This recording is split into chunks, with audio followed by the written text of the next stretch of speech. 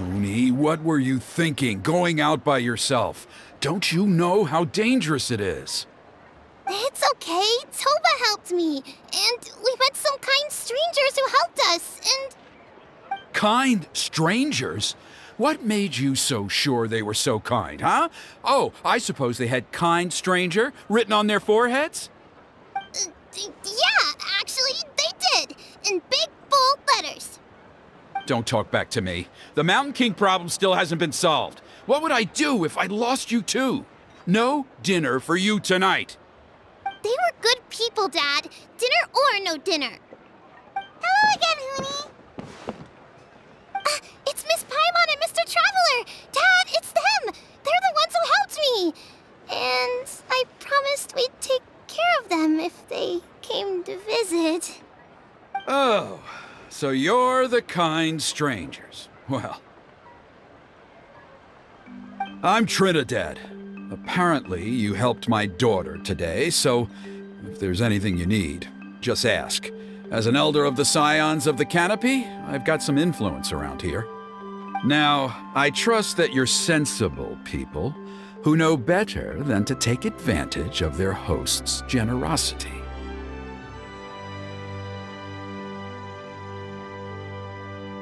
Yep, just helping a neighbor. We're not looking for anything in return. Oh? Well, let's hope so. Dad, please! They're not bad people.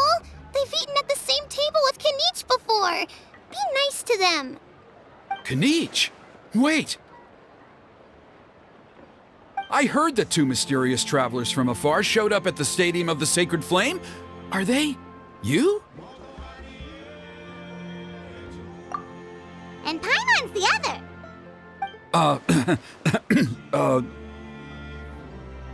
I do apologize. A lot's been going on in our tribe lately, and I suppose the pressure must be getting to me. I can't believe I was so rude to you. I feel ashamed. We got off on the wrong foot. Can we, start over? Oh, now we're talking. Seriously, though, don't worry about it. Already forgotten. We're just happy to see Huni got home safe and sound. Oh, you just arrived, I take it, and it would be my honor to give you a hero's welcome tonight.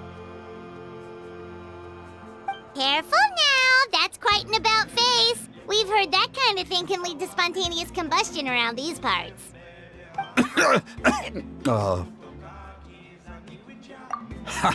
My dear traveler, you are very perceptive indeed. Go inside now, Huni. Dad's got some important business to discuss. Okay, look after Mr. Traveler and Miss Paimon. They're very special guests. Well, we'll hear you out, but we can't make any promises that we'll be able to help. Well, this is a matter of utmost importance. Please, allow me to explain. For many years, our tribe has celebrated the Turnfire Night. It is a traditional ceremony among the Scions of the Canopy in which we remember our ancestor, Burkina, and his companion, Kangamato, the Mountain King. Burkina was a hero who bore the ancient name Malipo, and Kangamato was a powerful Yumkasor warrior. Together, they fought against the Abyss. They were victorious, but it came at a great cost. Burkina paid with his life. The Mountain King survived, but was contaminated by the Abyss, and he remains in hibernation to this day. Normally, Yumkasors never live longer than a century. It is possible that the Abyssal Power is responsible for his unnaturally long lifespan. Oh, that's right. The Mountain King is a living symbol of our glory, but even this glory comes at a price. The Abyssal Power inside him is highly sensitive, and when it is disturbed, he awakens and flies into a blind rage, attacking anything that moves. So, besides the ceremony, another important part of Turnfire Night each year is cleansing the Abyssal Power inside the Mountain King so that he will remain sound asleep. However, Abyss-related incidents have been on the rise in that land lately, as I'm sure you're both aware. As a result, it has become increasingly difficult to keep the Mountain King in hibernation. Only 5 months have passed since the last Turnfire night, and he's already showing signs of instability. Has he woken up again? He has. We managed to contain the situation by performing a makeshift ceremony right away, but it was a close call. He could reawaken at any moment. Also, he attacked and wounded my companion, Nana, during the ceremony. She became contaminated by the Abyss as a result, and... We heard. Such a tragedy. We're really sorry for your loss. Yes, and Nana wasn't the first. Anyway, right now we're preparing for an exceptional Turnfire Night ceremony, and we need to find a suitable flame bearer. From what I've heard about your adventures, I believe you would be perfect for the role. Of course. Plus, he's a bona fide hero who inherited the Malipo name. Oh, you mean Kinich? Yes, he's the one. A hero, worth his weight in gold. And unfortunately for us, he's all too aware of that. No prizes for guessing what he said when I asked him to host a Turnfire night outside of the annual schedule. An exceptional ceremony? Oh, I'll have to charge an exceptional price. I swear, no other concept exists in that boy's brain. I'm not the one to usually talk about people behind their backs, but I'm convinced the Wyub got hit on the head and took a wrong turn the day it chose to give that ancient name to him. I mean, have you ever heard of a hero whose mantra is, "What's your asking price?" Oh, and don't get me started on that insufferable Ahau he hangs around with. Thinks he's God's gift to mankind. Pompous fool. Yeah, Paimon has to agree on that last part. Anyway, the fact is, the ceremony can just as easily be done without him as long as we can find someone else. And besides, you two seem like much better candidates. So, what do you think? Well, you'll gain the respect and friendship of the Scions of the Canopy. Something no amount of Mora can buy. Wonderful! I can't thank you enough. Huni was right about you. You have kindness in your hearts. Come with me to the other side of the mountain. I'll bring you up to speed on each step of the ceremony. As experienced warriors, I'm sure you'll pick it up in no time.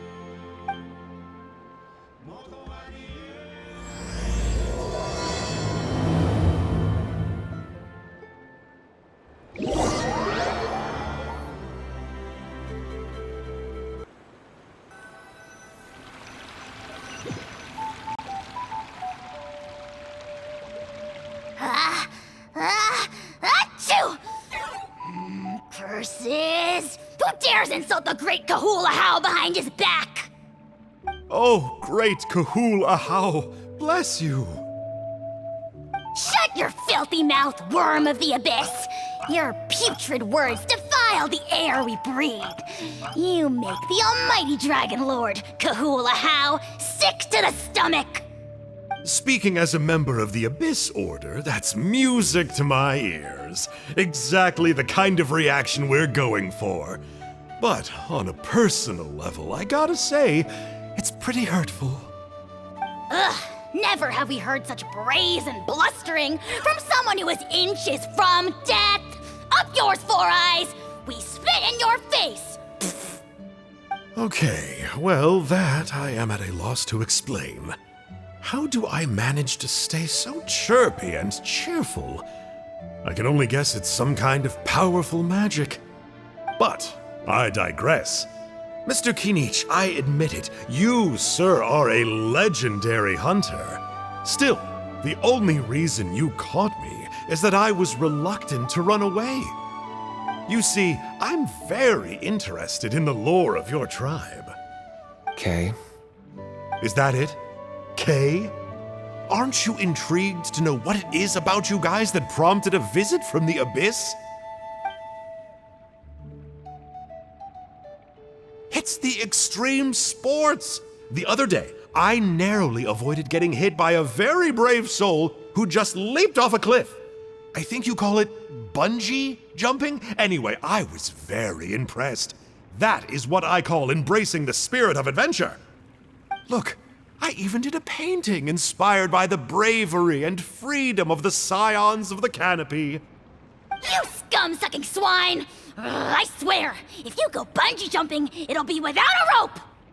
Head first off the tallest cliff, with a band of hunters on your tail, and nowhere left to run, and a bottomless cesspit waiting for you on the ground. You say that, but I get the sense that Mr. Kinich isn't planning to take my life right now. On top of that, I'm tired of spying on you from afar. So why don't we just negotiate a comfortable operating distance that works for both of us? I've heard that the most important thing in human relationships is to respect each other's boundaries. What do you say, Mr. Kinich? Or you could tell me what it is you're really after. What? And then I'll name my price.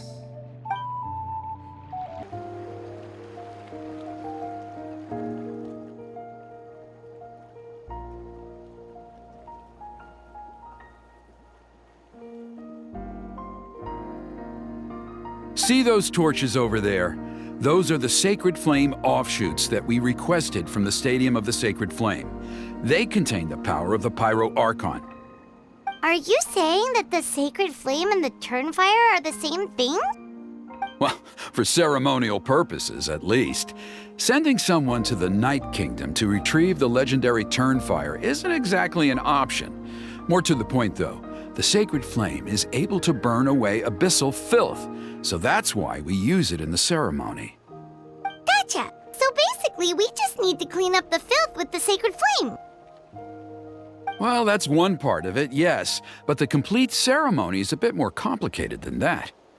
First, the flame bearer must collect a kindling of the sacred flame from the starting point, then use a grappling hook to fly up into the sky and light each of the sacred flame pillars. Then, they must go down into the canyon, all the way into the cave where the Mountain King slumbers, lighting braziers and the final altar along the way. The most skilled flame bearers can accomplish all of this without touching the ground once. As much as I hate to admit it, Kinich is capable of this. Wow! He can do all that flying without ever falling to the ground? Well, of course Paimon can. It'd be much harder for you guys. Well, don't worry. It's not a requirement of the ceremony. You're allowed to touch the ground. The only thing you're not allowed to do is turn back. The flame bearer must always keep moving forward. You can't skip a pillar, then come back to it after lighting the next one. To do so would be to disrespect our ancestors. So, what actually happens if you do turn back? Surely the fires don't just go out. If you're not careful, you might get burned. What about today then? Does the same rule apply? Oh no, don't worry. Today is just a practice. The order doesn't matter. You just need to take the sacred flame, cleanse the filth, then go light all the braziers. Are you ready? I'll repeat all the key points again. Gather the kindling, cleanse the filth, and light all the braziers. I'll wait for you at the end.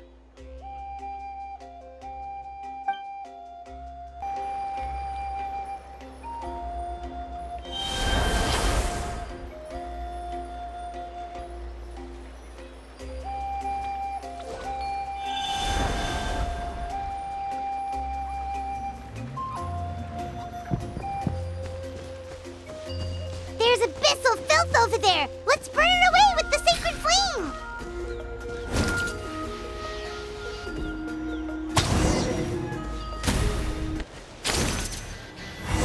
That should be all the braziers! Let's regroup with Trinidad!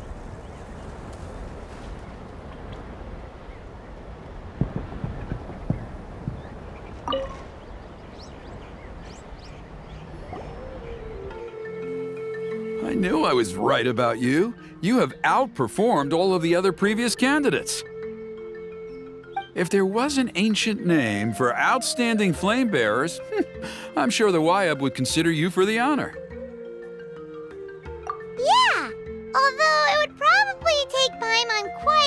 longer. All right, now there's still a few days left until the ceremony, and I should probably get back so I can inform the chief and the other elders that I have found the flame bearer we need. Oh, you mean they've still got to sign off on it? Some of them are still hoping we can come to an agreement with Kanich, but that's only because they haven't seen you in action. Still, I'm the one responsible for securing a flame bearer, and my recommendation is you. Just for Paimon's own peace of mind, are you sure it's not going to be a problem having Outlanders take on such an important role in your ceremony? See that place over there? There was a time, long before the age of Burkina and the Mountain King, when we, Scions of the Canopy, called that our home. After a period of upheaval, our ancestors were forced to move away. Now, it has become a place where our youths go to develop courage and kindle a spirit of adventure. If we fail to keep the threat posed by the Mountain King at bay, it might not be long before we have to move again and find a new home. So, to answer your question, I think everyone will agree that you are the right choice. Fair enough. Desperate times call for desperate measures. I'll need you to drop by my place at some point before the ceremony, if that's all right. There are still a few final details that we need to discuss. Okay, see you later then. You have my gratitude.